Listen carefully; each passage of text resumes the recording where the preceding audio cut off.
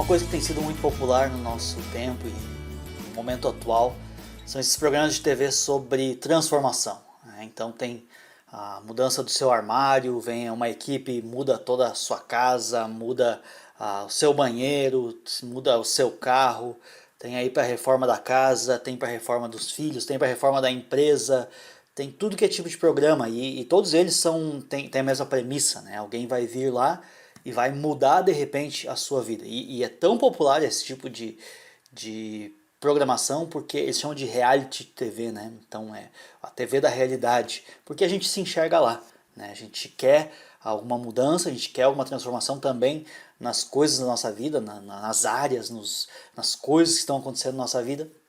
Mas é aquele negócio, né? A gente não quer ter que pagar o preço, aquele trabalho todo de reforma ou conviver com pedreiro dentro de casa, você sabe como é que é, né? A não ser que você é casado com um pedreiro, é difícil ter pedreiro dentro de casa. E a ideia central desse tipo de programa ela é muito interessante, porque ela traz uma transformação, mas sem custo, né? Nem só o custo financeiro, apesar de também alguns desses programas incluir isso, mas o custo todo que é o desgaste, o trabalho, e de repente você vê sua casa ali em meia hora ou uma hora do programa, você vê a sua casa transformada, você vê o seu casamento transformado, você vê os seus filhos transformados. Isso é muito interessante, porque a Bíblia fala sobre transformação. Nós entendemos teologicamente que a transformação ela acontece com base na santificação. Nós somos santificados e essa santificação então ela nos leva a uma transformação constante na nossa vida. E algo que estava acontecendo com os Gálatas é que Paulo coloca lá que eles estavam sendo super religiosos e de certa forma rebeldes ao ensino de Paulo. E essa rebeldia, então, por um lado, tinha pessoas tentando viver a vida ao máximo, cheio de excessos, cheio de vícios. Na verdade, era uma vida de escravidão, enquanto aquelas pessoas enxergavam às vezes isso como liberdade, na verdade isso não era uma liberdade, era uma escravidão. E do outro lado tinha pessoas naquela igreja, lá dos Gálatas, vivendo sobre um jugo excessivo de regras e uma conduta religiosa forçada, onde não tinha vida verdadeira, mas tinha premissas onde você simplesmente aceitava que você tinha que viver de uma forma diferente. E a vida cristã verdadeira não é nenhum nem outro, não é nem o tentar viver ao máximo e extrair o máximo da vida, que vai levar uma vida de excessos e por fim uma vida também de escravidão no pecado, mas por outro lado também não é viver uma vida religiosa, onde simplesmente você vai viver uma religiosidade, onde a sua vida é uma lista de regras do que pode e o que não pode, porque isso vai levar a uma conduta forçada, inclusive uma conduta farisaica. E lá em Gálatas 5, então, ele traz essa ideia central. E ele diz assim no versículo 13: Irmãos, vocês foram chamados para a liberdade. E aqui, quando ele está falando em liberdade, ele está falando de uma liberdade verdadeira, não essa falsa liberdade, desses excessos que viram escravidão. E todas essas supostas liberdades, cedo ou tarde, elas cobram o seu preço, né? Toda pessoa que vive de forma libertina, ela vai pagar o preço, seja às vezes na área da saúde, seja às vezes as consequências dessa libertinagem. E ele diz assim: não usem a liberdade para dar ocasião à vontade da carne.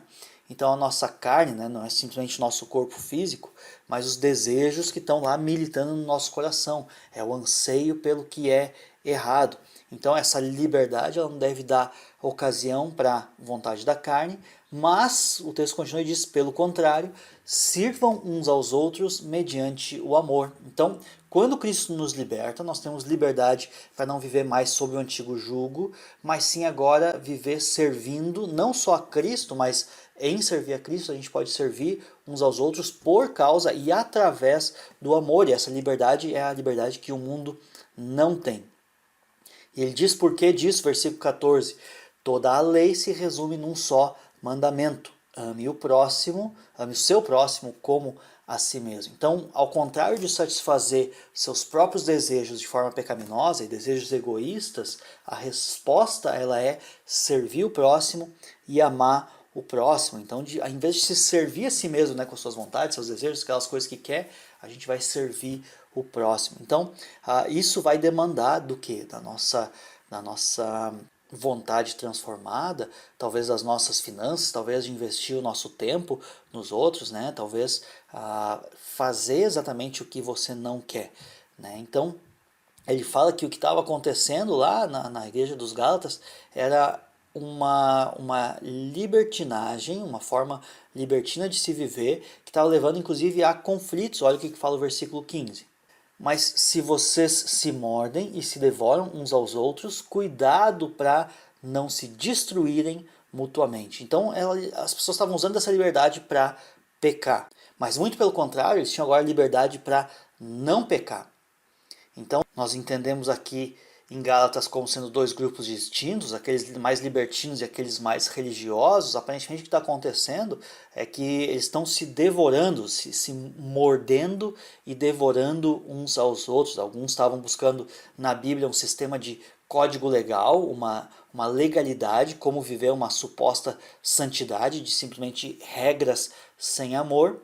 E buscando nisso, então, claro, eles vão buscar uma suposta santidade, uma suposta liberdade que na verdade eles não encontraram. Então, nisso esses religiosos, eles encontram e acrescentam regras à Bíblia e fazem um monte de regras que não transformam, que não mudam o coração. Eles mudam simplesmente o comportamento. Eles acabam se tornando amargos, né? Acabam se tornando julgadores, acabam se tornando pessoas religiosamente desagradáveis e às vezes até machucadas por causa dessa falsa religiosidade, levando inclusive ao que diz o texto ali, a morder e devorar uns aos outros. E agora o texto, né, chega no seu ápice, aqui no versículo 16, ele diz assim, agora, por isso eu digo, né, vivam pelo Espírito e de modo nenhum satisfarão os desejos da carne. Então existe uma forma diferente de viver para ambos os lados, onde já não mais se vive para si mesmo, para aquelas vontades e desejos, né, mesmo seja a vontade e o desejo de querer ver todo mundo fazendo a coisa certa, ou a vontade e o desejo de se dar liberdades que na verdade não são lícitas, né? Mas alguns dizem, eu sou livre em Cristo para fazer o que eu quero, né? Não é também verdade. E ali então Paulo dá a dica central, que é viver pelo Espírito para que a gente não satisfaça, para que a gente não busque satisfazer os desejos da carne. Pois a carne, versículo 17, deseja o que é contrário ao Espírito, e o Espírito o que é contrário à carne. Eles estão em conflito um com o outro, de modo que vocês não fazem o que desejam. Então ele está falando de lutas internas, né? Tentações que vêm. E a pergunta é, às vezes, né, por que as coisas nunca mudam? Né? Por que o tempo passa e parece que as coisas na minha vida simplesmente pioraram? E a resposta está nessa questão dos conflitos que existem entre a carne e o espírito. E o versículo 17 deixa isso aqui muito claro, que um é contrário ao outro. Eles estão em conflito um com o outro, de modo que a gente acaba fazendo aquilo que a gente não deseja. Então a gente quer fazer as coisas certas, a gente quer acertar, mas a nossa carne não permite. E dessa forma, então, a gente tem que entender que existe um conflito interno no nosso coração, onde a gente deseja, onde a gente anseia por mudanças, mas a gente não consegue colocar essas mudanças, às vezes, em prática na nossa vida. E o versículo 18 diz assim, mas se vocês são guiados pelo Espírito, não estão debaixo da lei. Então, as próprias regras aqui que o próprio Deus deu, né? Então, a mudança de desejos ela tem que acontecer no nosso coração para que haja uma mudança completa de coração. Então, quando nós conhecemos a Cristo e a gente entra num processo de santificação, a gente tem que entender que os desejos eles têm que vir a mudar. Né? Não adianta a gente continuar vivendo da velha forma, né? Cobiçando as velhas coisas e que nos faziam mal e coisas que não traziam a glória a Deus. E o nosso desejo agora tem que ser esse, buscar glória a Deus em todas as obras da nossa vida. Senão, né, nós vamos simplesmente realizar as obras da carne. Aqui na tela está uma lista comprida, né, de quais são essas obras da carne. Eu não vou entrar aqui nessa lista agora, isso seria um outro estudo, mas a grande questão é que nós temos que desejar novas coisas, mudar o nosso coração para novos desejos. Desejos esses que não vêm de mim, desejos esses que não vêm da minha carne, mas que vêm do Espírito. Então a grande questão aqui está em satisfazer não a carne, mas ao Espírito. E assim desejar novas coisas, ter uma mudança verdadeira de desejos, de vontades na nossa vida. Então ore por isso, para que Deus te dê novas vontades, novos desejos, né? Cuide seus pensamentos. Os pensamentos são aqueles que acabam guiando quais serão as nossas vontades e quais serão os nossos desejos daqui por diante. Que o Senhor Deus possa estar te abençoando aqui mais nessa semana. E eu quero deixar também um aviso especial importante. Esse aqui é o nosso último estudo dessa websérie, onde nós estamos encerrando aqui esse ciclo e nós vamos retornar então na igreja com os nossos grupos. Então esses estudos aqui eles estavam cumprindo essa função de ensino bíblico semanal e que a gente vai agora substituir de volta pelos grupos. Então, a partir da semana que vem, te espero e eu e seu líder te esperamos aí nos grupos lá na igreja, tá? Um grande abraço para você.